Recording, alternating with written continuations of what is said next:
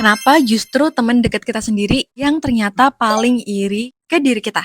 Yuk, kita bahas bareng-bareng. Jadi, kemarin aku tuh sempet baca satu paper yang menurut aku menarik dan ngebahas tentang ini. Jadi, paper ini itu ngejelasin kalau ternyata banyak orang itu lebih mudah iri ke teman dekat atau yang punya lingkungan sama dengan mereka ketimbang dengan orang asing. Apalagi kalau teman dekat tersebut punya pengalaman yang luar biasa. Kenapa sih kok bisa kayak gini? Karena teman dekat tersebut itu bisa dibilang comparison standard dan itu ngebuat otak jadi berpikir kalau dia bisa, harusnya kan aku juga bisa. Padahal jelas situasi dan kondisi itu kan berbeda-beda ya guys. Dan nggak semua itu ditampilkan atau nggak semua satu sama lain tuh tahu 100% apa yang udah diperjuangkan atau yang terjadi. Mungkin yang kelihatan di luar atau yang disampaikan itu yang happy-happynya aja, bisa jadi kayak gitu. Nah, balik lagi ke paper ini tuh juga ngejelasin makin mirip seseorang dengan kita, punya background yang mirip, punya usia yang gak jauh beda, pendidikan yang sama, atau lingkungan yang sama, ini semakin ngebuat potensi iri itu semakin besar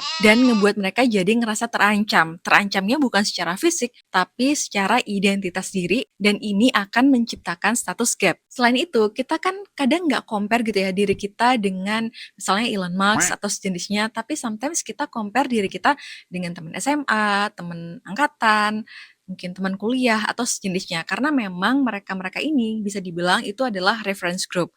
Meskipun ini bisa jadi positif dan kadang jadi negatif juga. Dan yang lebih gong lagi, kadang ada orang yang akhirnya ngerasa lega atau jadi bersyukur ketika ngelihat orang tersebut tuh akhirnya jatuh atau gagal. Nah, perasaan iri ini itu sebenarnya adalah sinyal, bukan sinyal untuk semakin membenci teman dekat tersebut, tapi ini adalah sinyal bahwa sebenarnya di dalam diri kamu itu ada sesuatu yang pengen berkembang atau malah sebenarnya ada potensi yang sebenarnya bisa dimaksimalkan. Jadi, jangan gunakan perasaan ini untuk semakin menarik orang lain turun dan ini juga akan menyakiti diri sendiri.